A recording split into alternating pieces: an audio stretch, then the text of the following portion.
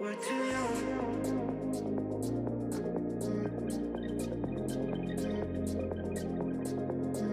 We're too young.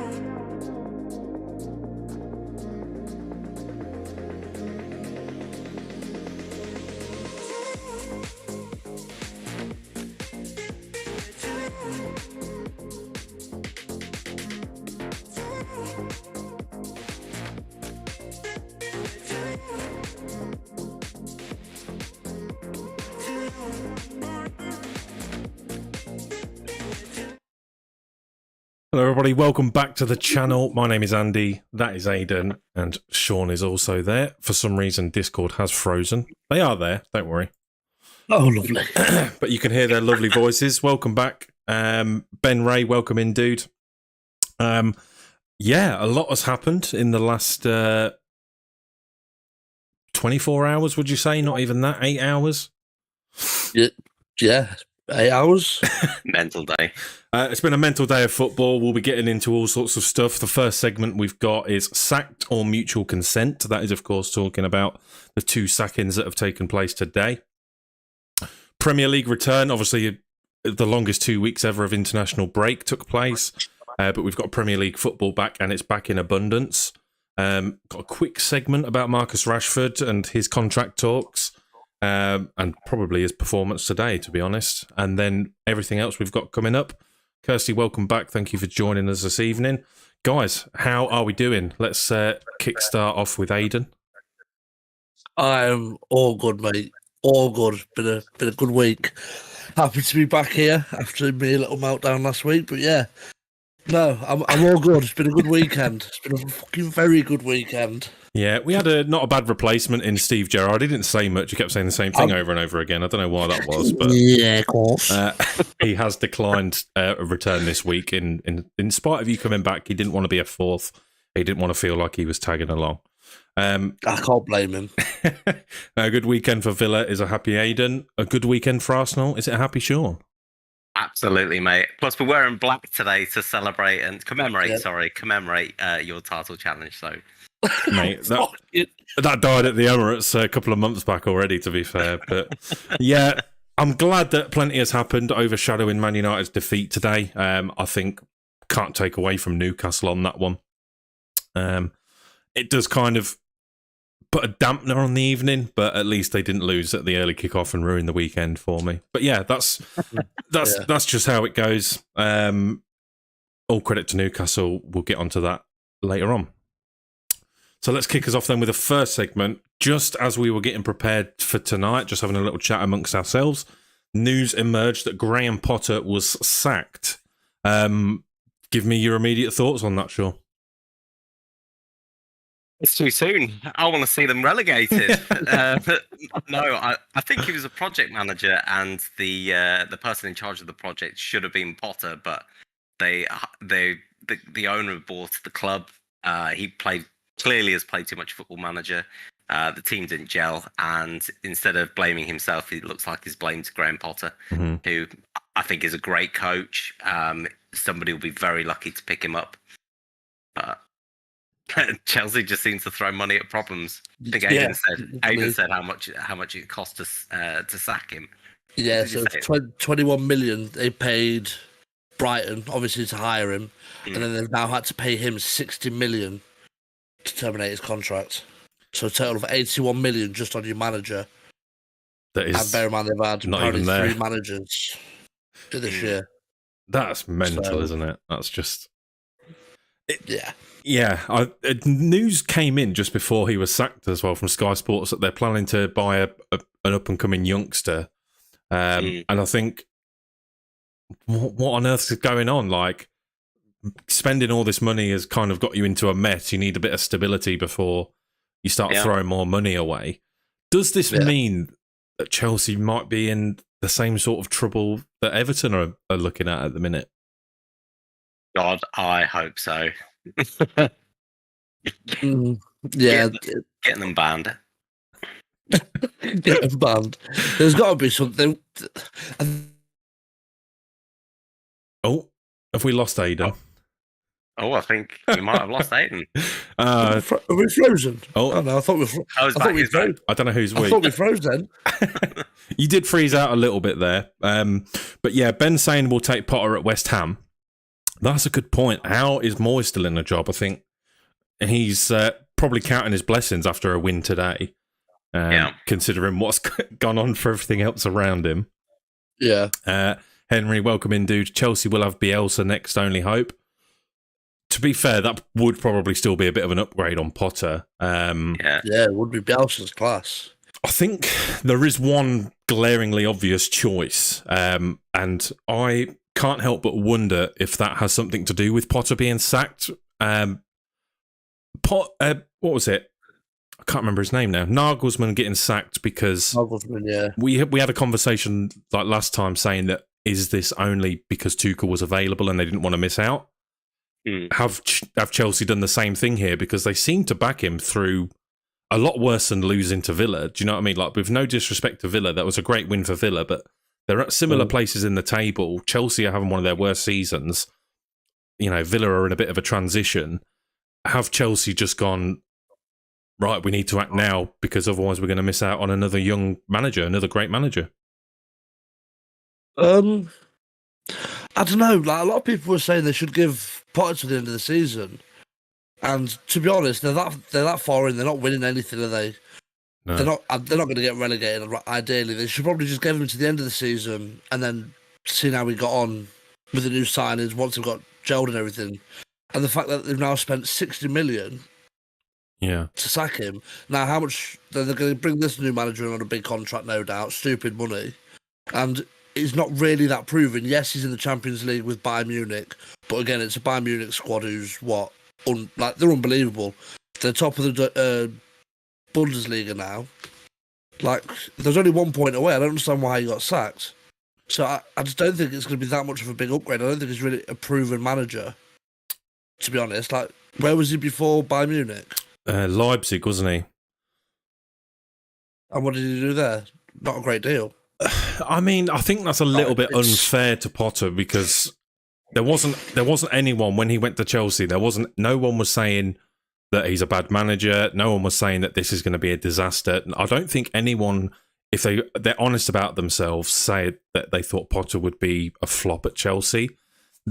Oh no, definitely not. The point I'm trying to make a little bit more is, it seems that Chelsea have backed Potter throughout much worse. He's only been there 6 months. He's spent all this money. You can't expect the team to gel and work straight away. I think Fabrizio Romano tweeted that Nagelsmann's name was bandied around in discussions. So that's what makes me think that internally they've gone, we can't sack Potter because who is going to replace him? But now there's a very, very obvious choice in Nagelsmann. I mean, I know you say he hasn't achieved much, but what he's done with Leipzig has been, really good. Whether you agree with the way they're run or not, I think it's just... Yeah, I don't think it's much of an upgrade. Like, I don't know. The same type of manager, isn't it? You're looking at a project manager. Mm-hmm. Yeah, it is. They're not going to be able to bring in anyone massive. Like, they're not going to be able to bring in like Pochettino, people like that, because Pochettino wants European football. He doesn't want to be at a team next season who's going to be mid-table. Mm-hmm. They don't want that. Yeah, they might finish Champions League next season, but honestly, I can't really see it personally. I really can't. They've spent all this money, but is it going to work? I reckon they might have just signed a load of flops because, like Sean said, this owner has been playing the cheat code on Football Manager 2005 where you just buy everyone you want for whatever money. Do you know what I mean? That's all he's done. And now they're just sat there with this massive squad. Yeah. They've got loads of players who don't really know if they're coming or going. Morale's dropped to shit. The whole club's just fucked because this new owner's come in and gone, I'm a billionaire. Yeah, have this. We'll sack this manager. I'll spend 60 million on sacking the manager. Like, come on. Get a grip. Is Antonio Conte not the better option for Chelsea? I don't know. I don't think he'll go back. I think with the players that they've got there, that he's got some unbelievable players at Chelsea. They're just not playing well. And I think a more experienced coach would probably do Chelsea far better than signing another project manager for the time being. Yeah, and that'll probably Yeah. all come out in the wash, won't it? If they appoint Nagelsmann soon, and by soon I mean before maybe the end of play tomorrow, that'll be the obvious reason that they've done it. But like you say, it's a totally different kettle of fish. It would surprise me if they've taken a massive throw of the dice and tried to go for the Champions League up against Real Madrid, hoping that something might happen. Because if they beat Real Madrid, it will look like a stroke of genius, won't it? But regardless of how well they bounce back, they've still got a really big project on their hands now to improve from where they are. Henry's in the chat. Who do you think Potter will be in charge of next? That was an interesting one, actually. Because Nagelsmann has immediately gone to favourite as the next Chelsea manager, and Graham Potter has instantly gone to favourite as the next Leicester manager. Which I don't think would be a bad snip for Leicester. Let's quickly talk about that then. They're very much the title, sacked or mutual consent. It said that Brendan Rodgers left Leicester by mutual consent. That would insinuate that they've just both agreed to terminate the contract. Maybe it doesn't mean a payout. Maybe that's just what they've told the media. But I mean, I'll hold my thoughts on that one for now. Sean, give us your thoughts on the Brendan Rodgers mutual consent, shall we say? Leicester are in a really poor financial position, and I think Brendan Rodgers is such a nice guy that he'll say, "I'm not doing a great job. You guys are skint. Let's call it squits. We'll leave it as that. We'll go our own separate ways." I think he's a good guy like that. He's got great character. But I think that Brendan Rodgers, again, is a project manager. He's somebody that needs to maybe get a season and a half under his belt before he gets going. He'd be a perfect replacement for Conte at Spurs, as much as it will pain me to say that he has an English core of players already established there. As long as he drops Eric Dyer, I think he's on for a winner. Yeah. No, I don't think that's a bad shout at all. Craig Harvey says up the tune. Craig, thank you for coming in, mate. I much appreciate you coming and saying hello. But yeah, very well deserved from Newcastle today. We'll get onto that a bit later on. Any other thoughts than what Sean said, Aidan, on Rodgers? I mean, like you say, he's a nice guy. I think Leicester have acted probably too late on this one. Far too late. You can't. It's pointless sacking a manager at this end of the season in a especially the dogfight they're in. It's bizarre. If you're a struggling side, I'd always say probably November latest. November. If you're in deep shit, get him gone. Get him gone, and then start fresh. Then you've got time to rebuild. You got a transfer window to bring in a few players you want to bring in, and then you go from there. But the fact that they've gone to now April, and they've sacked their manager, and then they've got to think, who are they ideally going to bring in? Yes, they might get Graham Potter, but it's still not an easy job for anyone to keep them up. It is a massive dogfight down there between so many teams. Unless we've got such a tough run of fixtures, I don't know. I think it was just a case of. I think the board might. To be honest, I think the board might have turned around to Rodgers and gone, "Look, either we're just going to sack you or you leave." I think that's what it probably was. And they both probably just mutually agreed and gone, "Do you know what? Yeah, we've got a really good probably working relationship. Let's just call it there. We've both done our bit. That's it." I think now might be a good time when you mention the table. We'll just have a quick switch over and have a look at the table. Leicester are sat now in 19th, and as we've been saying for quite a while on the pods that we do every Sunday, it's been so close at the bottom of the table, but there is a gap now starting to form. If you have a look at the bottom, Leicester are sitting down there. There's more than just a couple of points in it. You see West Ham have just jumped out into 14th with a win today. Ben earlier on says that Moyes may have only bought himself a couple of weeks. Skill Shots, welcome in, by the way, mate. I'm sure you're related as a Chelsea fan. Skills, tell us, mate, who do you want to see next in the big seat at Stamford Bridge? Who do you think would be your ideal replacement? Craig says, who can see Rodgers going to Chelsea? I think... I know he's... Can't see it. I mean, you can say what you like about Scottish football, right? But he's gone to Celtic. He's done what he had to do there. That's a big. Yeah. That is a big team to manage. You know, especially he'd have. I'm sure he'd have the fans on his back a lot harder if he was underperforming at Celtic than what he would do at Leicester. He did okay at Liverpool. You know, I mean, not where they wanted to be, but No. I can't see him making that move. I honestly can't. I think, as reckless as Todd Burley is, I don't think he's going to make that sort of appointment. I mean, he needs to just stay away from all footballing decisions, if we're being completely honest. I think with Chelsea, the money they've spent, mate, they need to make a big statement with a big manager. But the only problem is, I don't think they're going to be able to. Yeah. If you're a team who's spending 500 million in a window, or in a season, should we say, you want to be having one of the best managers in the world managing your team. You don't want to bring in Brendan Rodgers, who just left Leicester at 19th at the end of the season. Yeah.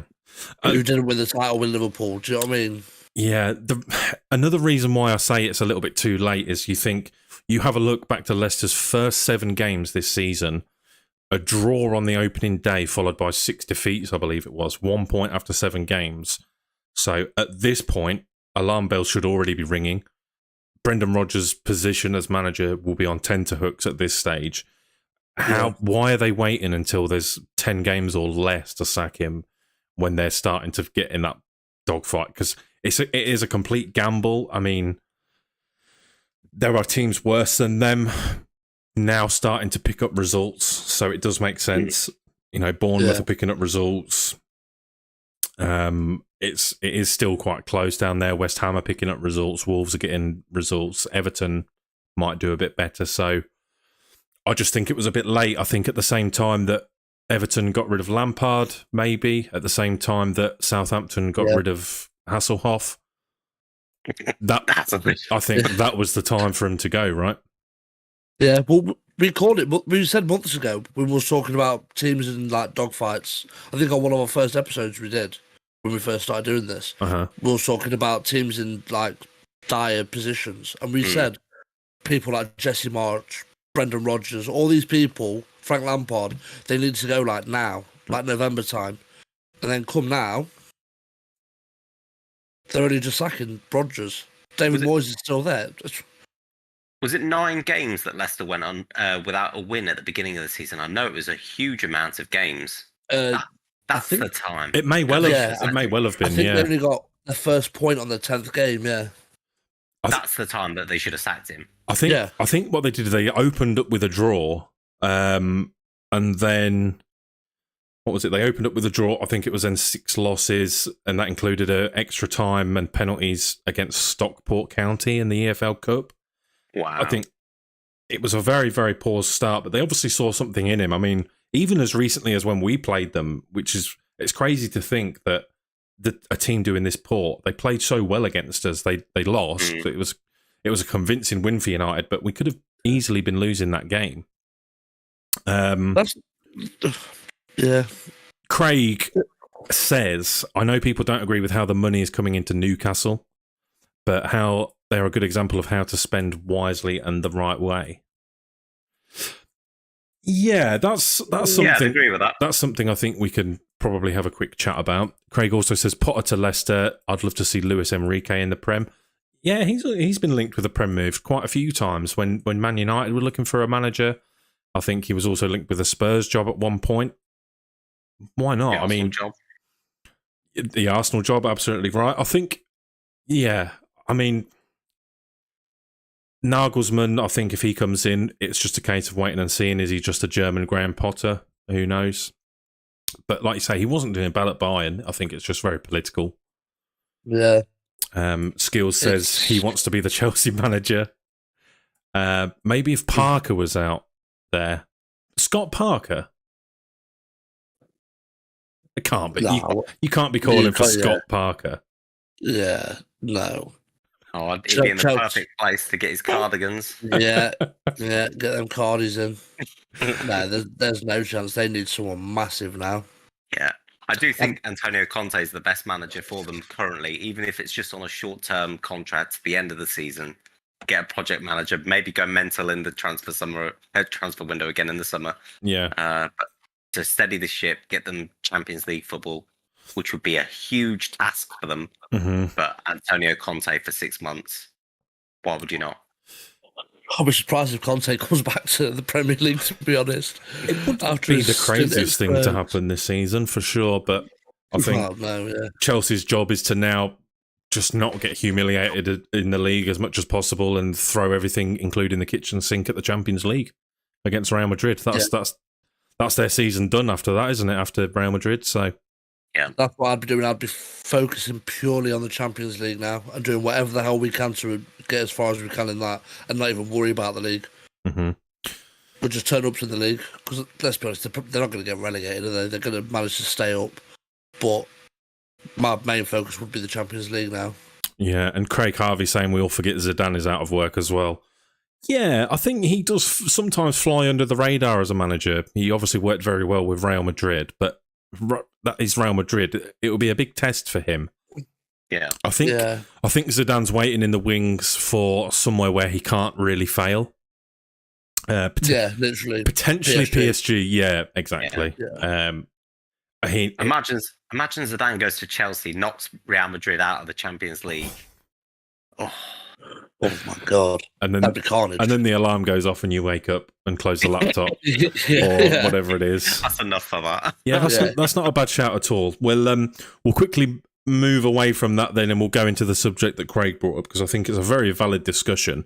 If you haven't done so already, by the way, give the video a like, give the stream a like. It would help us out massively. And subscribe if you haven't as well. Share the stream. We've still got plenty to talk about. The Premier League has returned. As a Man United fan, it could have gone a little bit better. Newcastle deserved every bit of that victory today. They stopped United from getting into their defensive third. They just a very, very solid performance. Weghorst looking lost again. Rashford just not looking up to speed at all today.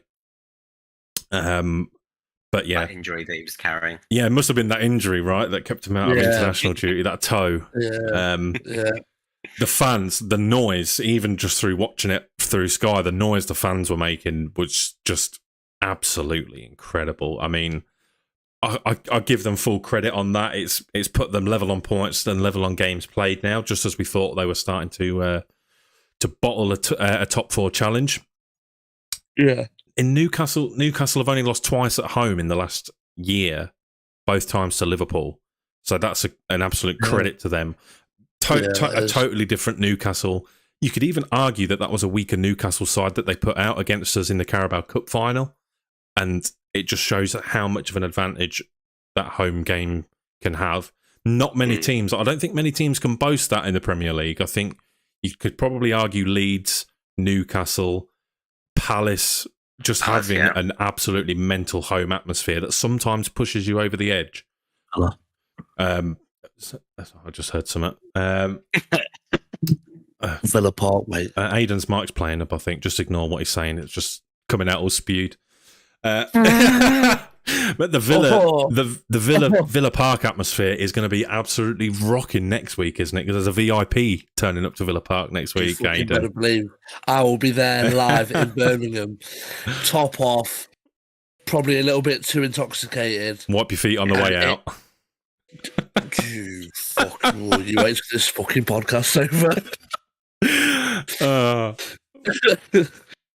I don't know what to say after that, but yeah, it's there's some good atmospheres, and it certainly shows that what a good atmosphere can do to them.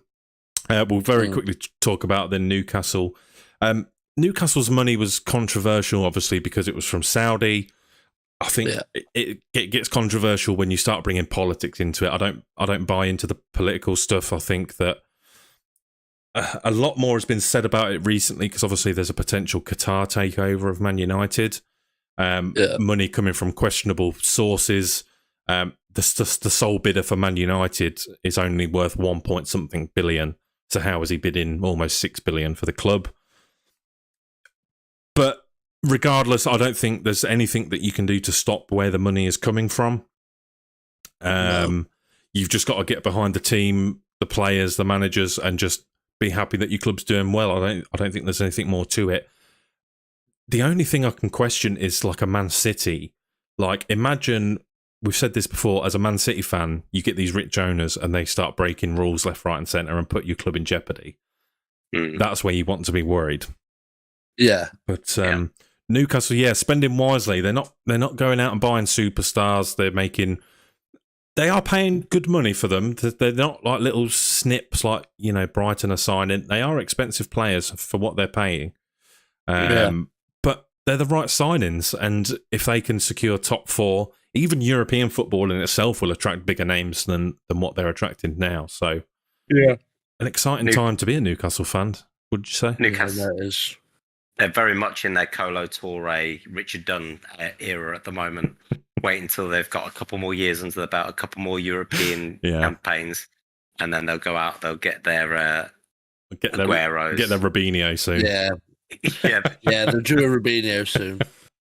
No, absolutely. I mean, I love the Newcastle fans are always buzzing and up for it. I think they'll be amazing in Europe. Don't get me wrong. How it stands for us, it's hard to say what's going on because obviously Tottenham are now managerless. Are they going to make a bounce back? Are Newcastle just going to carry on this form? Can Man United bounce back? It's our hardest fixture in a run, so I'm hopeful, but I'm also a bit worried now. I thought we had top 4 sewn up, but not anymore. What are your thoughts on the top 4 race, Aidan? Do you think there's an upset to be had here? Obviously, Liverpool lost, so that helps us a bit. Yeah, I think Liverpool have just messed it up now, haven't they? I can't see them getting that top 4 slot. I don't know. It's so tight between Newcastle United and Tottenham. I think the next couple of weeks they're just gonna constantly up and down, just swapping around. I think, but I think it's.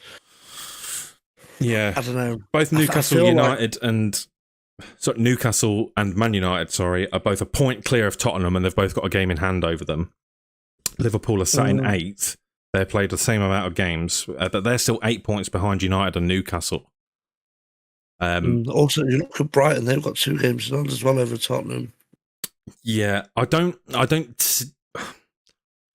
see much into Liverpool losing on Saturday. I don't think that plays a factor in my judgment at all.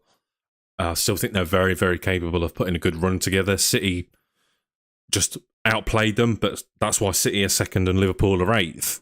I wouldn't be surprised if exactly the same result happened at Emirates with Liverpool yesterday as well. I think credit goes to Jack Grealish in that game. He stopped a very clear-cut opportunity for Liverpool to go 2-0 up, and then a minute later he's assisting the goal down the other end. So I'll call him overrated when I say it, but I've got to give him his credit at the same time as well. Love that. Love that. Let's put a good question in for you, Andy. Yeah. Yeah, with Newcastle's win today and Ten Hag fighting for the Europa League and the FA Cup, do you think he can also push on for a Champions League spot as well? See, that is an awful question in itself because, as I said, it felt like top 4 was locked up. But now it's in jeopardy. We don't want to be getting ourselves to a position where we have to win the Europa League to qualify for the Champions League. So it's a great question. Like I said, let me just have a quick look through the fixtures that Man United have got. Midweek, we've got Brentford at home, Everton at home next Saturday as the early kickoff. I think the home games make all the difference for us. And then we've got Europa League tie at home, Forest away. Yeah. FA Cup tie, Tottenham away, Villa at home, Brighton away, Wolves at home and Fulham at home towards the end of the season. I still think we can finish top 4. I think it would be very reactionary of me to say, what's going on? We need to change. Newcastle deserved the win today. It wasn't because we played bad. It was because Newcastle were just dominating today. But great question, Kirsty. Thank you very much. Let's catch up with the comments. There's quite a few actually tonight. Ben, Man City needed to turn the difficulty up against Liverpool. Yeah, they were playing on FIFA beginner mode on that one for sure. Craig says we should have started Isaac in the final instead of Wilson. Yeah. Wilson looked good. He came on and scored today. I don't think they're bad options, either of them. But I know that Isaac had an injury and a bit of dip in form, right? If I'm not mistaken. No, yeah, he did. If you was the Pretty Newcastle well. manager, Sean, who would you start between the two of them? Is Sean still with us, or has he dropped out? He's frozen. I did think, I was looking, I was like, is he frozen or is he just like not moving? Sean has frozen on us, so we'll just sort of carry on until he comes back. He's got that Lincolnshire internet shitting on him, so oh, there he's gone. It's messed up the camera just a little bit. Oh, Right, just hold on, folks, hold on. yeah, it does mess up the camera settings a little bit. Yeah, If, I've just seen Henry's comment. Villa on top 4 If Sean this drops out. season. This season, mate. Yeah, no, definitely not top 4 this season. Apologies for the technical difficulties there. I'm sure Sean will be back with us very shortly. Hopefully. Yeah, I'll throw that question over to you then, Aidan. Isaac or Wilson, if you was a Newcastle manager, who would you start? Sean's back. I would Don't worry, personally folks. start Isaac. Obviously, hi Sean. I would start. Is he frozen again? Isaac, personally. Yeah, is a quality up and coming striker, and I think what did they pay for him? Was it 60 million? Around 60 that, million, I yeah. believe. Yeah, I think there's a reason they've spent that much money. You look at all the other signings; they've not spent stupid money on anyone, but they've gone for like. They was happy to pay out for him, and I think there's a good reason for that. And you look when he plays, he's dangerous. He scores. But yeah, again with Callum Wilson, he's a proven goal scorer in the Premier League. He's also a threat, but I think they're two different types of players. So like, it depends on what they're playing that day. Do you know what I mean? Their formation and I think their style of play. So yeah, I mean, for me, I've got to give him the benefit of the doubt, the same as what I'd give to the likes of Anthony. New players coming into the Premier League, big price tag for the club. yeah, You've got to give them the time to adapt and adjust. yeah. No, If they don't do anything over 2-3 seasons, then yeah. But yeah, I think, I don't know, are you back with us, Sean? I think. I'm back with you now. Bloody Sky internet. I've told my neighbour, turn your internet back on. Who would you pick, Sean, as a Newcastle manager? Would you pick Isaac or would you pick Wilson to start a game, the final? That's a good question. Isaac, he seems to bring everybody in. They started him today. I thought he was phenomenal against you guys today. Mm-hmm. And then maybe bring on Wilson if you need him. Yeah, not a bad shout. And that's what they did today, and he scored. So it's a good little recipe, that. Yep. What else have we got? What else have we missed? So just on the subject we was talking about originally, agree, I'm not happy with the human rights, etc., but I'm not going to turn against my team. That's it. I mean, what control of people don't have control of the owners of their club. Unfortunately, money is everything. yeah. I'm sure that you could speak to a lot of fans and they're not happy with their owners a lot of the time. Yeah, it's just one of them things. You just got to do your bit as a fan, back the team.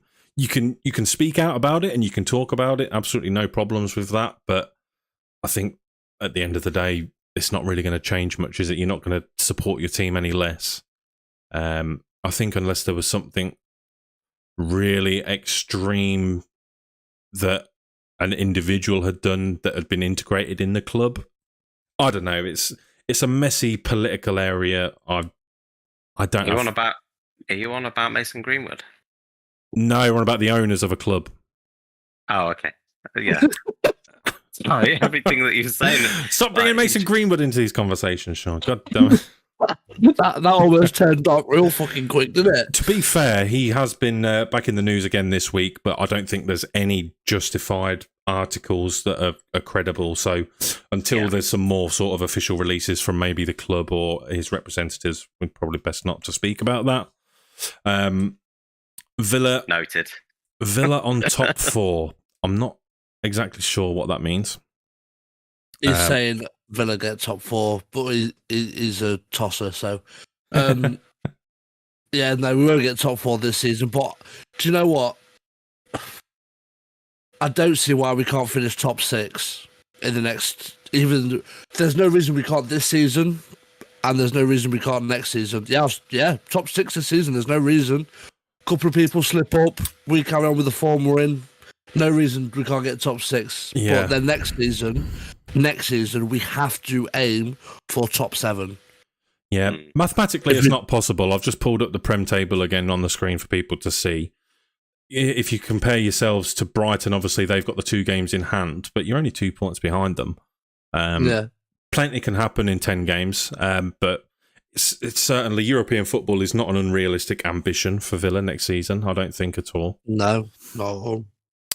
Craig says, can't believe United have lost every game away against the currently top 9 teams. Yeah, I saw that on the Sky graphics today. Hey. Yeah, and there were some heavy defeats there too. 6-3 to Man City, 3-1 to Villa, 7-0 to Liverpool. Yeah, just an area to improve on. I mean, considering where we are in the league, it's if they were costing us top 4, it's then we go back and look at them away defeats and go, this is how we've thrown it away this season, lads. But if we win in spite of that, it's still positive and something to improve on for next season for sure. Arsenal, just touching on that very quickly, have not beaten a team above them in the league so far. We only seem to be beating all the little teams that are below us currently. Oh, God. You absolute tosser. I remember hearing that stat about when Leicester won the league that year. I think they went the whole year not beating a team. No. Not losing to a team above them. That's right, yeah. They didn't lose to a team above them all season, which is mental, really. Let's see, what else have we got? Craig Harvey, big game in 4 weeks. Spurs come to Newcastle. Mate, honestly, after today's performance, I wouldn't be scared of any team coming to St. James's Park, honestly. Kirsty, can you shout out my eldest? She's football mad and currently watching upstairs and subscribed. Demi, thank you very much for subscribing. Shout out to you. Thank you for being here and watching the channel. Who do you support, Demi? Let us know. Henry, don't forget about the big defeat to Brentford. Yeah, let's not forget that one. No, honestly, Day? we can't forget that one, and I do have fond memories of that because that felt like the big turning point. That felt like it can't go any worse from here. People were actually talking about Ten Hag getting sacked after that game, and that's no word of a lie. If you do your football bets with Paddy Power do this fun thing where they pay out early on these outright markets. If you remember rightly, they actually paid out on Liverpool to win the league, anyone who bet after they won the Community Shield. Wow. And they also paid out on anyone who'd put a bet on Ten Hag to be the first manager sacked after we lost to Brentford. So people were thinking that it was a possibility. What? And where he's come to now, he's won a trophy, competing for 2 more. Yeah, I mean, I'm not disappointed at all. That was a massive wake up call. That's when we started to see big changes in the team. Yeah. Funnily enough, that wasn't enough to introduce Casemiro. I don't think we even had Casemiro at that point. I can't remember, but even Casemiro was on the bench for a few games after that. That was when Luke Shaw got dropped, Harry Maguire got dropped. I can't remember who else there was, but Ten Hag was like, right, if you're playing shit, you're out. Ronaldo, yeah. That was it, and that was a turning point. The next game, Liverpool came to Anfield at Old Trafford. We beat them, and that was it. No one thought we was going to beat them, but we did, and it's all been positive from there. Can't complain. You guys have got quite an easy running, really. I'm just looking at you running. I'd say, in terms of who we play, I agree, but the congestion is going to be a big problem for us, I think. Plus you play Villa. Play Villa? Yeah, you play Villa on your running, so it's not that easy. Oh, yeah, of course. Yeah. All right. I'm right, Sean. Get your head out of his backside. Dear, oh dear. That's the nicest thing Sean's ever said about Villa, I think. I think it is all. Make sure we need to clip that. That's off on 6 or that. We'll very, very quickly run through the results of the weekend then. And then we can move on and answer some more questions. Any shock results for you this weekend, Sean? Anything that you wasn't expecting or any games that stood out for you? I honestly thought Southampton would do West Ham today. But they both looked really poor. They really did. thinking who played yesterday. Brentford Brighton was a bit of a ding dong. Yeah, 3-3. Yeah. Punch for punch was Brighton coming back from behind 3 times, wasn't it? 3 times, yeah. Mm. I didn't think Roy Hodgson would do anything at Crystal Palace, but he currently sits as the best win percentage in the Premier League currently. I love that so much. Yeah. Yeah. Looks like Wilfried Zaha's season is over, though. He waved to the fans on his way out. I think he knows he's probably pretty badly injured. He probably won't make it again this season. Oh, really? I didn't see that, to be fair. I saw the highlights. It was a last-minute winner, wasn't it? Yeah. No, I mean, that's a shame, but I think the free kick, it was a bit of a Jorginho against Aston Villa, wasn't it? Bounced back in off the keeper. Stunning. Hell of a free kick, though, Palace's first goal. So much power behind it. Unreal. I think you sold yourself short a little bit as well, Sean, on the old TikTok predictions. If you haven't already, guys, check out our TikTok. The link's in the description. We do predictions and reviews of our team's games. Sean, sold yourself a bit short, mate. You predicted a 1-0. What was your thought behind that? I'm being humble. Okay. I knew that we would smash the crap out of Leeds, but I can't go and go, yeah, we're going to win 4-0, and then for some reason we win 2-0, and everybody's going, where's your other 2 goals, you dick? Yeah, Sean has a fear of having egg on his face, and that is why, to this date, he hasn't said... He said it in a roundabout way, but he won't say that Arsenal are going to win the league. But no, I respect you for that. I think that you just don't sell yourself short, mate. Do yourself some a little bit of credit. Yeah. Considering that you're the only team other than PSG to have 3 attackers on 10 or more goals. We were electric. Hell of a start. Speaks for itself. Bournemouth coming from behind was another good one in the old relegation dogfight. Bournemouth trying to pull themselves out. Fulham without their main man and their manager yesterday. Forest Wolves, such a dead game no one cares about. Yeah. And then obviously Newcastle lost to United today. It leaves the title in the position we see. Not that side, that side. Look, there it is. Arsenal in great form. Again, not long ago, Aidan, we was talking about Villa having the worst form in the league. Look at that, 4 wins and a draw in the last 5, mate. Now look, we're flying, and it is beautiful to see. It's sat in 9th, 2 points away from 6th. Yeah, it's good. It's a good time to be a Villa fan.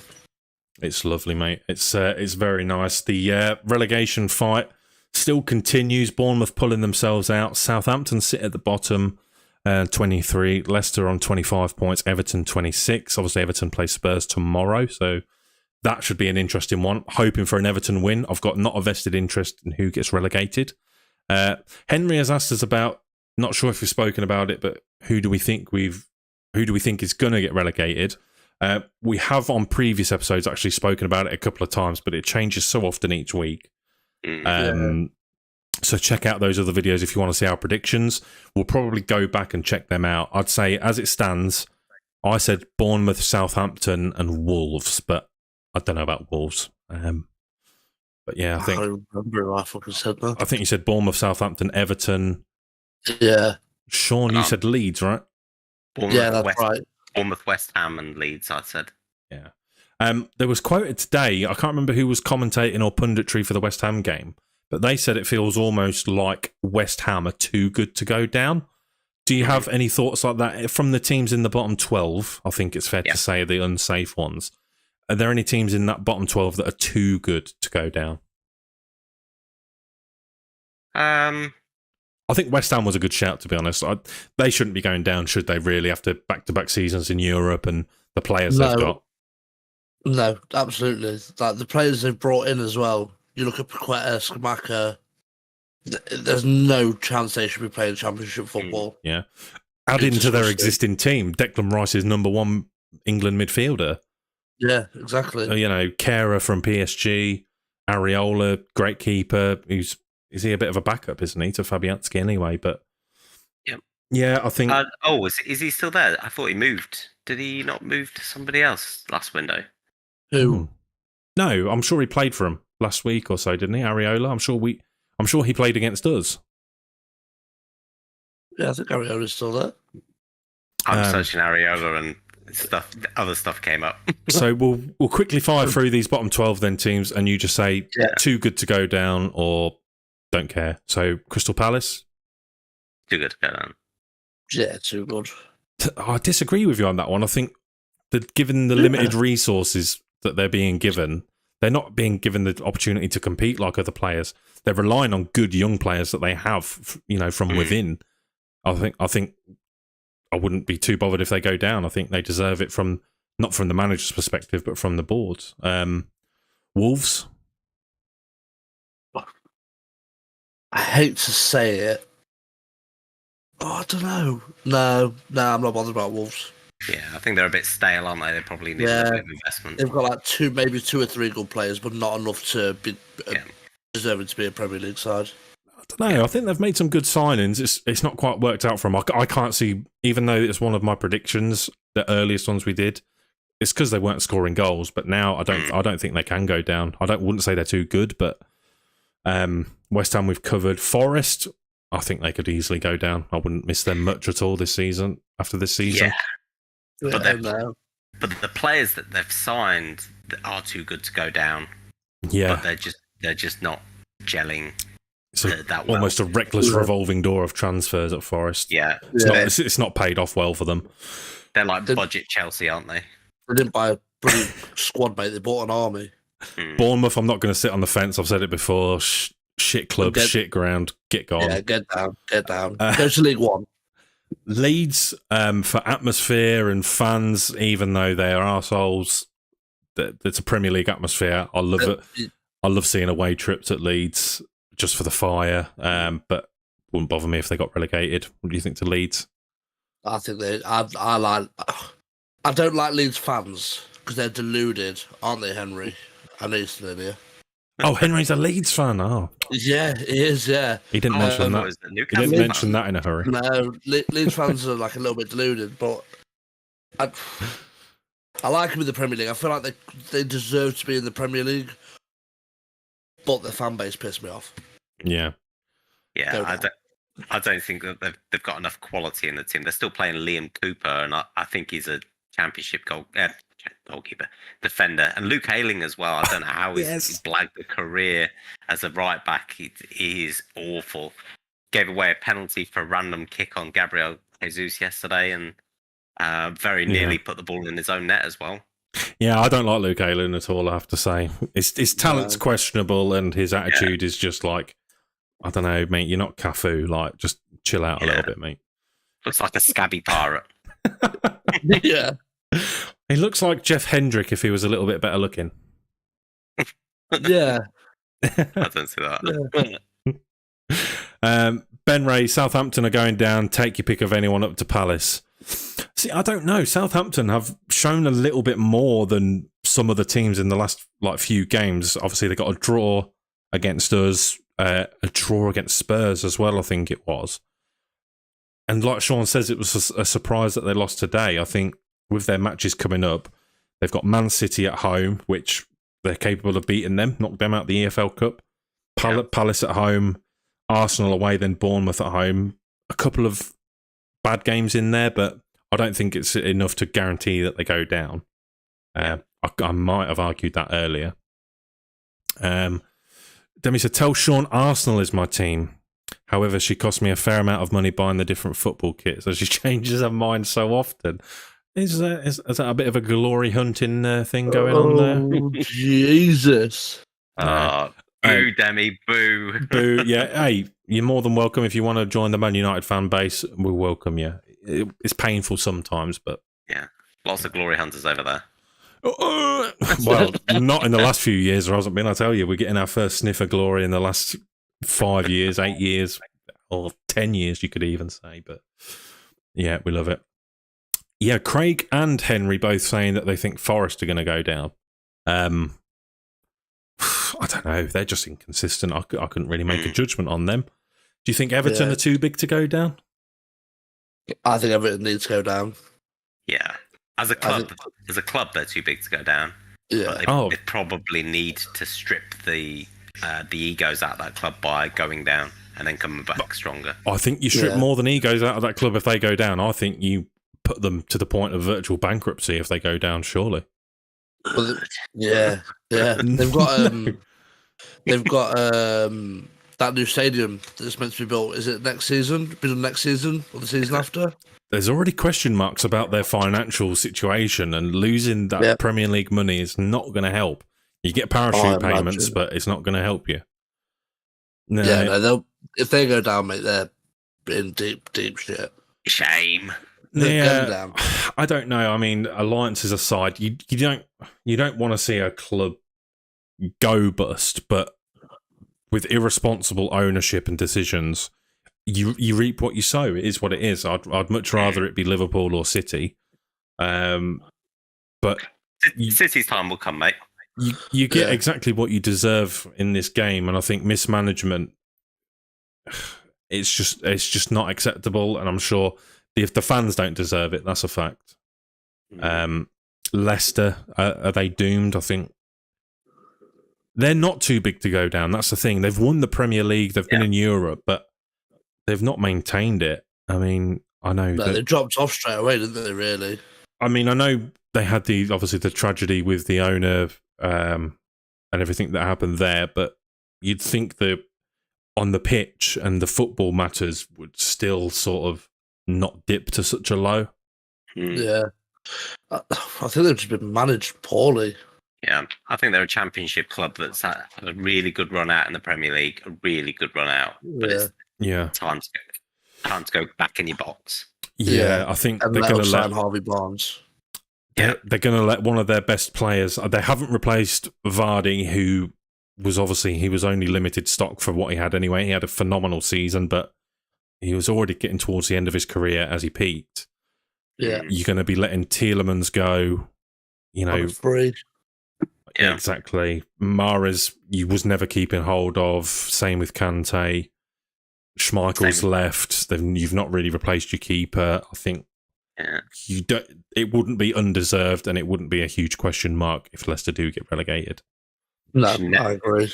Should never have got rid of Danny Drinkwater. And Southampton. Southampton go down. You got a potential Southampton Pompey derby there. They're quite big for the local fans. Wouldn't mind seeing that. That's about as exciting as that gets for Southampton, isn't it? Millwall in the Prem next season. Millwall West Ham. Oh, Jesus. That would be good. Go into the den. Or if Millwall bottle the playoffs and West Ham just go down, it will still happen. But Championship, tasty. Craig says he'd love to see Pickford go down. Yeah, with that new contract, we spoke about that actually on, wasn't last week, it was a week before, about contract signings. He must have an anti-relegation clause in that new contract.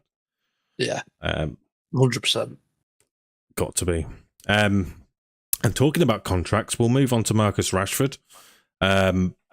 As the next topic, there wasn't anything I missed glaringly obvious from the Prem, was there, this week?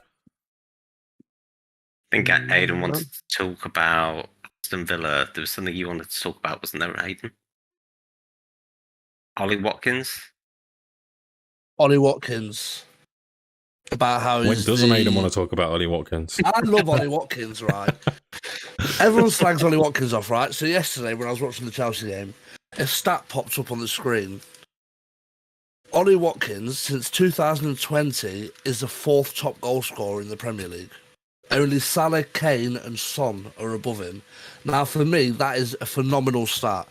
And it can't be looked past. And that even pisses me off even more with Gareth Southgate that he is not getting picked for the England squad. Mm-hmm. Yeah. So I'm going to say, also, Emi Martinez. Yeah. Got the most clean sheets and 100 appearances for Aston Villa. So that's another big one as well. We're making history at the minute, I'm telling you. Yeah, Ollie Watkins is very good for you. His stats don't lie. He's breaking records left, right and centre. Not getting picked for England, as we spoke about in one previous, was just pretty criminal, to be honest. Yeah. I don't know. But yeah, there was... what was the other thing with him? He scored in 5 consecutive away games now too. He's the first Aston Villa player to score in 5 consecutive away games. I'd be interested to see what them stats were. If you can find that, I'd like to see it, who the top scorers are since 2020. Obviously, with Son's not scoring now, so surely his position on that table's got to be up for grabs, right? I'm surprised that Yeah. Ivan Toney's not on that list or banging on the door of Ollie Watkins. Yeah. Tony should be close behind. I mean, let's be honest, Haaland's going to take over it in the next couple of games anyway, so... They weren't in the Prem in 2020, though, were they? That is true. Oh, Brentford, yeah, to be fair. That is true, whereas Villa were. Mm-hmm. Because we're big dogs. Can't believe Willock gets overlooked as well. I don't know. Obviously, today's a different story, but I don't really ever hear that much about Willock. I think, didn't he fall out of favour a little bit when he first moved from Arsenal? So he went on loan, didn't he, to Newcastle to begin with? Yeah. And had that excellent purple patch of form. Yeah. And we somehow convinced the Geordies to pay us 40 million or something obscene for him, 30 million, 40 million. Oh my God. And to be fair, he plays well, but as I said, he is very much in the Colo Touré era. Maybe he's just the... Mm-hmm. I don't know, thinking back to Man City, but he's the Alano. I was going to say Alano, yeah. Alano or Giovanni. I think I'd like to hear what you think on that, Craig, actually. I mean, so I've just remembered I did overlook what you said earlier about Bruno of Newcastle. We'll get to that. But yeah, I don't know. For me, Willock, I thought got a little bit overlooked at Newcastle. I think we saw the best of him today. Does he play like that every week? Or, is he inconsistent? I think you're the Newcastle fan. I assume you are. Yeah, he is. Yeah, Craig's a Newcastle fan. Yeah, tell us your thoughts on Willock. I'd be more than happy to hear it. Obviously, I don't watch every Newcastle game, so you're going to know a lot more than me. If you ever do want to get involved in any discussions at all that we have got a Discord group. It's linked in the description. If you want to head over to there and join it, we're active in there when we're not sleeping or working. Yep. I'd love to have you in there chatting throughout the day too. But yeah, what we might talk about actually towards the end of the season is Newcastle. Who do they need to replace or upgrade for European football? I never thought I'd be saying this, but I think they need to upgrade St. Maximin. I think he needs to be one of the options off the bench. Jacob Murphy. Is it Jacob Murphy they've got? Yeah. Yeah, I think it is Jacob Murphy. Their left back. Stop playing. Is it Dan Burn they're playing left back? Dan Burn, the monster, yeah. The 6'6" centre back. Yeah, well, if you can think of anyone for that as well, Craig, let us know. But I think it might be a good thing to talk about in the future. I'll make a note of that one. But yeah, who teams should replace who teams should replace certain players for next season? Yeah.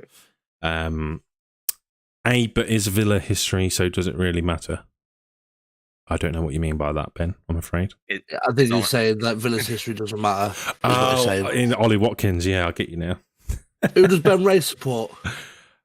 I don't actually know who Ben supports. I think he supports West Ham or Man United. I know his missus supports Man United. Okay, I'll wait to see what he says. Bright history, bright future, brother. That's what we live by. They've got more Champions Leagues than Arsenal. That's what I will say. Who has? Villa? That is true, yeah. Willock is underrated, carries the ball so well, and his work rate is unreal. But now I'm tripping over my own words tonight, aren't I? I was going to say the work weight. Work weight. Jonathan Wass presenting the show. Today was our first time our bench was strong. Gordon, Wilson, Joel Linton. Yeah, Gordon actually did look very good coming on. That's the first real sign of him I've seen be quite good against us. Mm-hmm.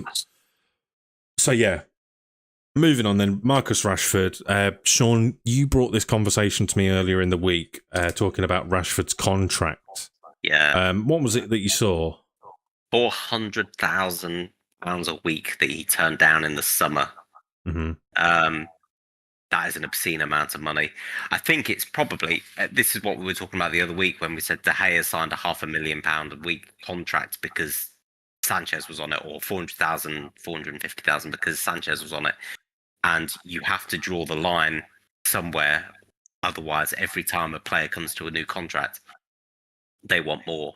And I dare say Rashford's stalled, bringing his contract closer and closer to the deadline to push for more than what De Gea's on. Yeah. Mm. Yeah, De Gea's still currently progressing with his contract talks. From what I see, it looks like he's going to accept a pay reduction. We did see one story that Marcus Rashford directly rubbished on his own Twitter, and that was saying that him and his agents or his team had demanded 500k from Man United. He shut it down very, very quickly. It came from someone in the Sun, I believe, or in the Mirror. And he said, just before this one does the rounds, it's still on his Twitter if you want to check it. It says, before this does the rounds, this is nonsense. It's not true. I'm focused on my football and winning games. Craig says, is there a chance Rashford could go? Now, for me, I think there's a very real possibility. One bad take I did hear just on the subject of his contract talks, a really bad take I heard this week. It was from Stephen Howson, who I do follow. He's a very polarising Man United fan. I think he has a good take a lot of the time, but I think this was a bad take. He said, this is where you should be signing these players up when they're going through their bad times. But that's unpredictable. Like, when Rashford was off injured, there was a big question mark over whether he would stay or not. You can't sign up a player that's in bad form, especially when Man United have been hurt in the past with big contracts. It's come back to bite us, and very much the work of Richard Arnold now is to undo them big money contracts. The same as what Liverpool have done. They've sort of broken the mould with Salah, and before that, in their successful times, they haven't done so. They've set a structure, they've set a limit, and they're going to stick to it. And that's what needs to happen before it gets out of control. Look at Barca. Ultimately, you pay big money for Phil Jones in his poor patches, hoping that he'd come around and become a good player, but we've never seen him again. I think what they thought would happen by securing someone down on a long-term contract, it would make them a valuable asset of some sort. But we're terrible at business when it comes to getting players out. We're happy to splash the cash on players when it comes to it and overpay in a lot of cases, but you have to be able to ship players out at the same time. We've never been able to do that, and when we do, we make pence for them. Yeah, like I've spoken about this guy before, James Garner. We shipped him out to Everton for like 12 million. He was looking to be one of the most promising midfielders in our academy, in our team. That surprised me, that one. He helped Forest get promoted last season when he was on loan there. It's crazy. He's a really good player. I think there is a chance Rashford could go, and I don't think it's money related either, because he's going to get what he demands and deserves no matter where he goes. He's hot property.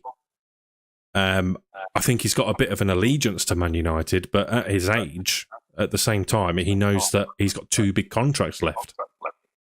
Yeah. I heard it's a massive Villa fan. I thought he was. Yeah, huge Villa fan. I wouldn't have him, though. Got Watkins. I can't see him going, if he was to leave, I can't see him going anywhere in the Prem. Not a chance. No, I can't. He might move closer to work for him. He might move to Liverpool. Sean. Allegedly. Yeah, keep an eye on the YouTube video. Bit of a reference to the videos we're making in our Pretend 11 series, where we make combined 11s. Sean may have said something about children from a certain city that Marcus Rashford has fed. He may or may not have said that. But yeah, it's allegedly. It's if he moves, for me, it's got to be Real Madrid or PSG. He doesn't go anywhere else other than that. Yeah. I think he stays. I think he stays. There's maybe a clause in there where he can't be looking at this project at Man United anything other than, okay, we've got a good manager now. I think, what do we do in the summer? We're talking about this big striker. We're going to get a Kane. We're going to get an Osimhen. We're going to get these players that we need. He's going to look in the summer and say, have we done it? Or are we just going to wait and sign a 34-year-old 2 days before deadline day again? He needs to believe in this project for him to stay, for me. And if he has any doubt in his mind that we're moving laterally or not taking them steps forward, I think he'll be gone, because Marcus Rashford purely and simply is a winner, and Yeah. he deserves to be winning. Yeah, he does. How long's he got left on his contract? So he's got a year left after this season, which is it's a Man United thing, having an extra year on your contract. So it's never a 6-year deal at United; it's a 5+1. So we'll give him 5 years, and then Trigger an extension. yeah, the club have the option to extend. Yeah. Okay. So he's going into the last year. It needs to happen. It needs to be sorted this summer. I think talks will be ongoing, but it won't be a quick resolution. No, because once it gets to December of this year, that's when people can start getting him on pre-contract deals. That's For right. European Yeah, clubs anyway. absolutely correct. What You do would you boys lose an think on that? absolute fortune. I mean, I've given an internal perspective of Rashford and the goings on. What do you think? Can you see him moving on? Me personally, I don't think I don't think so. For me, I think Real Madrid are going to be looking at people. They're going to be looking at spending their money on people like Mbappe and people like that. I can't see them going for Marcus Rashford. I think Rashford. I think he's pretty loyal to United, isn't he? So I think he's going to stay and fight the cause there. He's probably not asked about a massive contract, to be honest. All the stories about him wanting 400-500 grand a week is probably bullshit. If he's offered it, he'll probably take it. But I think it'll get a couple of months in the summer, maybe October time. He'll have signed a new contract by then. Yeah. Personally, I agree. I think it's just a bit of a play. He's probably playing for. I don't think it's money. It's probably his role in the squad. Assurances that they're going to build the squad. If you were Marcus Rashford and you've gone through a season where you've had one of the greatest players of all time at the club replaced by I don't know how old Weghorst is, but a player on loan from Burnley, it's not really going to tick the box for aspiration, is it? no, yeah, No, I get that. Yeah, you get that. You need to get the high quality striker and get rid of Scott McTominay, yeah, and build a good foundation. That's what he'll want. Money isn't as important for him, I don't think, and I genuinely think he loves the club. yeah. He's got that winning mentality, hasn't he? And he wants to win. If he's not winning, he's not going to want to be there. That's the only thing that's going to cause him to leave. Is if he doesn't, like Sean says, doesn't see any real progression with the squad. Yeah. If that doesn't happen, he's going to be like, no, I need a new challenge because I'm not going to win anything here. it may well have been a bait, but I'm going to fully take the bait with McTominay. I don't think he has to go, but he just has to. We just have to be at a point where McTominay is never a first team option ever. Yeah, you need the depth. He needs to be, he needs to be a bench player at best, coming up and shoring up a game in the last 10 minutes. I don't think he wants that. He's been linked with Newcastle, I believe. Be a good step for him. There's a lot of people like bigging him up because obviously he scored them goals for Scotland over the international break, and then they're talking, he used to be a centre forward. He's playing centre forward for Scotland. It's like, mate, couple of years ago he was playing at centre back for Scotland as well. So make your mind up. Yeah, like he's not a good enough first team player for what United says. And I think Sean, sort of mirroring what I said, Rashford needs assurances that we're a project to be a part of and not to leave. Yeah. And when I heard about Ten Hag coming to Manchester United, and then I looked into it and I saw what he did with Tadic at Ajax, I looked at Tadic and I thought he is the exact same type of player as Rashford. This will work 100% for him. You've got to get the other 10 players on the pitch to do the same thing as what he's done with Rashford. yeah, He's getting there. He's got Casemiro's doing well. Martinez is doing well. Varane had a bit of a shaky game today, but overall he's been playing well. If you get Sancho playing, you get a decent striker. Get Eriksen back. How much more legs has Eriksen got? Maybe a couple of years in him. Start building that team. Yeah. And I think you'll get Rashford for years to come. Yeah, and as I said before, you're looking at the team now, and you got to think that Varane's not long until he needs replacing. Casemiro's probably only got a good, strong 2 years, maybe a little bit more. And Rashford needs to know, Casemiro lifts us up. What happens when he's gone? Who's going to come in? Weghorst, when his loan ends, who's going to be our first choice striker? Because it ain't going to be Wout. With him being a United fan and coming through the academy, do you think there's a little part of him that's also going, I want to see the Glazers out before I'll sign a new contract? I think so. They know exactly what's going on more so than the fans, but I think as a player, I think they just want to stay out of club politics because realistically, Marcus Rashford knows. Let's say he's signed down to a deal at the club for 10 years. He knows that nothing's going to change with his situation. He knows that the Glazers. Everyone knows that the Glazers. They aren't football people. They don't know. They don't know anything about football. No. No. So the change of ownership might play on the minds of some people, but I don't think you can let that distract you in the slightest. And I'd never say that was a distraction for them at all. But yeah, I think he just wants what's best for the club. But that's a good question, I think. If anyone has any opinions on that as well, let us know. I'm just going to switch back to a point just before I move on from Rashford. We wanted to speak about Gavi of Barcelona. You mentioned about Rashford being loyal to Man United and loyalty working the other way. So I think that there's loyalty there to each other. I don't know the full story on this, but was it La Liga that rejected Gavi's contract at Barcelona? Correct, yeah. So he signed a new deal with Barcelona, and then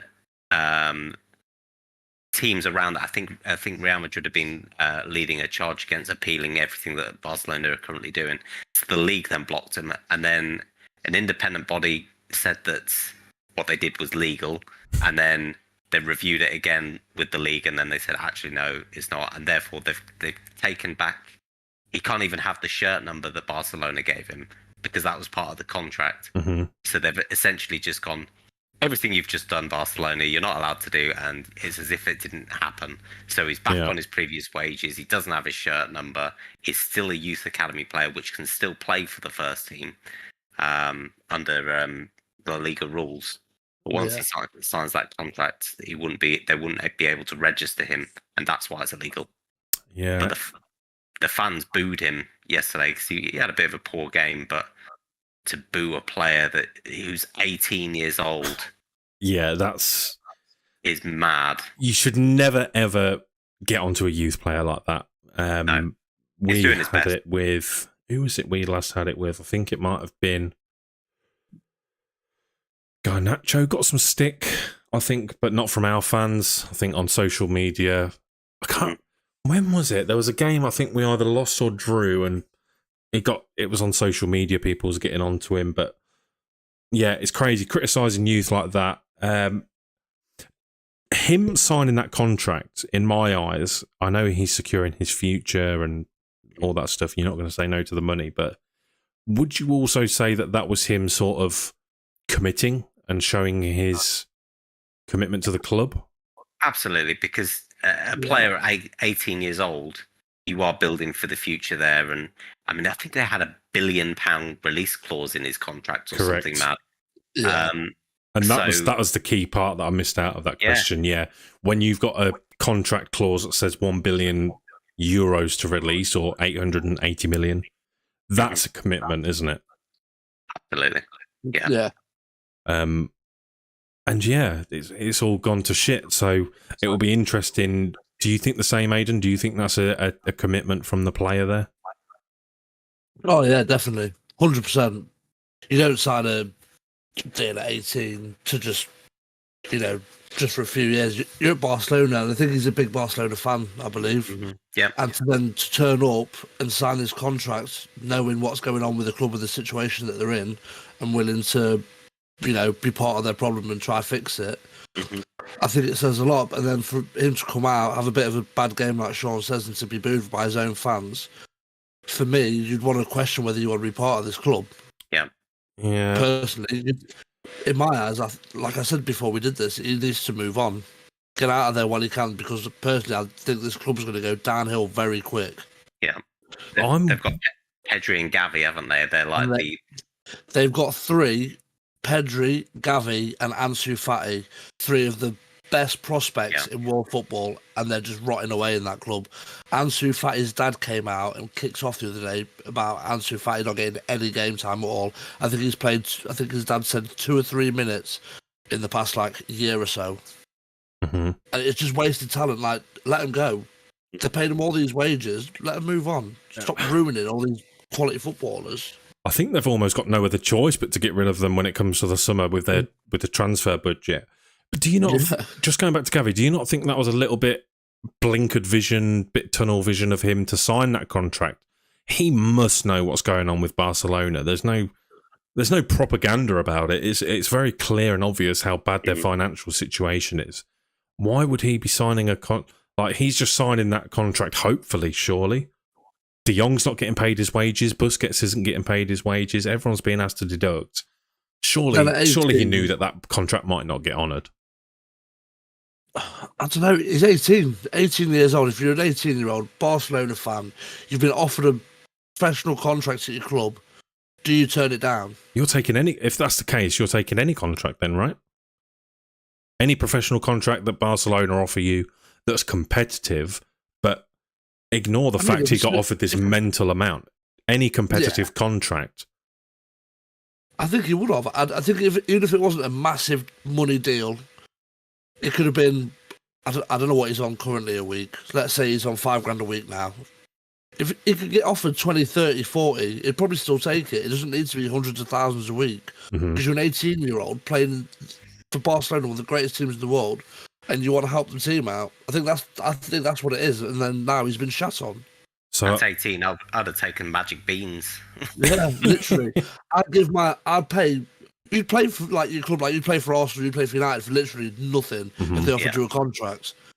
It is what it is. I could be the most talented footballer in the world. If they'll offer me a contract for £100 a week, fucking down, mate. Yeah, lovely. Come on then. I'll go work in a chippy during the week. So that ties in with the point I'm about to make. He didn't take it because it was a massive deal. It's because he's a Barca fan. He's loyal. Yep. He's blinkered. He probably would have had thoughts in the back of his mind it's not going to get honoured. But his loyalty is going to be tested now. If he comes, Barcelona are not going to be able to offer him that lucrative deal again. They're going to have to be getting rid of players. He's got to go, surely. He can't rot at Barcelona. No, he has to leave for the sake of his career. He will be one of the biggest wasted talents if he doesn't get a move out of there. And every club in the world now should be looking at him and looking at this contract going, right, we need to get in talks with him and try and nab him. Because he's going to be unbelievable. I can see Barcelona weaseling out of this, though. But then how long is that going to be before they find anything out? Yeah. Could be years. What was you going to say there, Sean? Sorry. What they should probably do is, instead of having all these superstars, is really strip it back and play with these 18-year-olds, 19-year-olds. They've got a good core of players that are under 23. Just focus on that. Sell the better players. Sell the superstars, the Lewandowskis, the Rafinhas. Get players that want to play for the club and promote through the academy to get out of their that's what they should do, to get out of their financial burdens, is by focusing on youth, not buying players, not going mental in the summer like they did last summer, and just promote from within until they're out of the financial difficulties. Yeah, I think their hand's probably being a little bit forced by that, so that's probably not. That's probably going to change, but not through choice, but through necessity. Yeah. But yeah, let's go bold on this one then. Bold, not bald. Bold on this one. Will Rashford be at Manchester United at the start of the 23-24 season, Sean? Yes. Yeah. Yeah. Got to be, right? Yeah. Lovely. So we'll check back in then I think the season starts in August. We'll check back in and see if we're right. Yeah. Yeah. Might be Mbappe. Who knows? The Qatar links. That's all I'm saying. So I'll be fuming. I believe, boys, that just about concludes everything to talk about this week. Yeah, boy. The one last comment there from Ben. Scott McTominay is a Scottish Eric Dyer. I wouldn't go that far. Eric Dyer is far worse. Oh yeah, that's horrible. That's a nasty thing to say.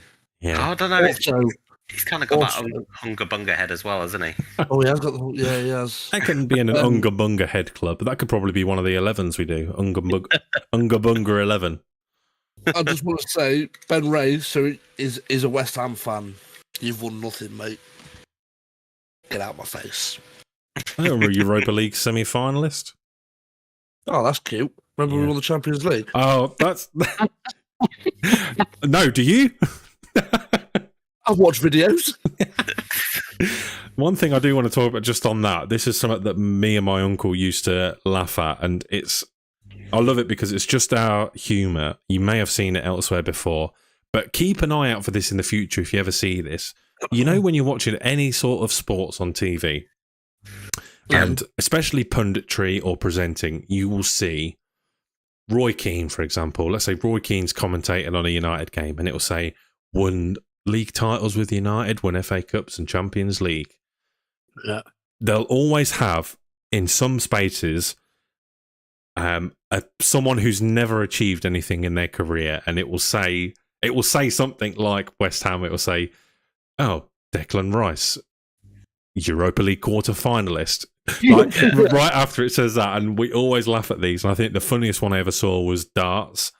And there was a darts player who they was interviewing, or it was a pundit, and they had like Phil Taylor, you know, multi-time world champion, and then this other dude, it said Premier League 5th place participant. Shit like that. Keep an eye out, and if you see any funny ones of them, please send them to us, because I love that shit. I just think that's hilarious when they make them a title for some pitiful performance. Have you seen the Dion Dublin one? No, what, Homes Under the Hammer presenter or something? It's Dion Dublin, 526 appearances on Homes Under the Hammer. Jamie Redknapp had a good one. He had scored in a 2-2 draw against Arsenal in 2002 or 2001 or whenever we won the league there at White Hart Lane, and he was like, "Yeah, cool, still lost the league." That's certainly one for the Tottenham Trophy cabinet, eh? Yeah. But yeah, boys, thank you very much as always for the discussion. It was great fun. Everyone who came to watch, thank you very much. Craig, Ben, Skills, Kirsty, Demi, Henry, everyone who got involved in the chat, much appreciated. We love you. Thank you very much for making these Sunday night conversations what they are. As always, keep an eye out on the channel. We are going to be uploading, we're continuing our Pretend 11 series where we make the best combined 11s from certain features. We've done a team of the season so far as the next one to be uploaded. That will come out on Wednesday, so keep an eye on the channel for that. We're continuing to put out some TikTok videos, some content. You can play along. They're quizzes, games of different sorts. Great fun. And if you've got any ideas for us, please let us know. The best place to let us know these ideas, as I said, is in the Discord group. The link to the Discord is in the group. I've just seen Craig Harvey has joined the Discord. Welcome in, dude. Great to have you there. Anyone else, we've got a suggestion box. All your ideas, we're taking them on board. And yeah, give the video a like, subscribe to the channel, tell your friends about the Pretend Pundits. Come and pretend to know about football with us. Yeah. Also, Craig, thank you for the follow on Twitter. I see you followed us on Twitter. So, oh, what a man, Craig. Thank you very much. Right. Guys, thank you very much. See you next week. Cheers, guys. Ciao.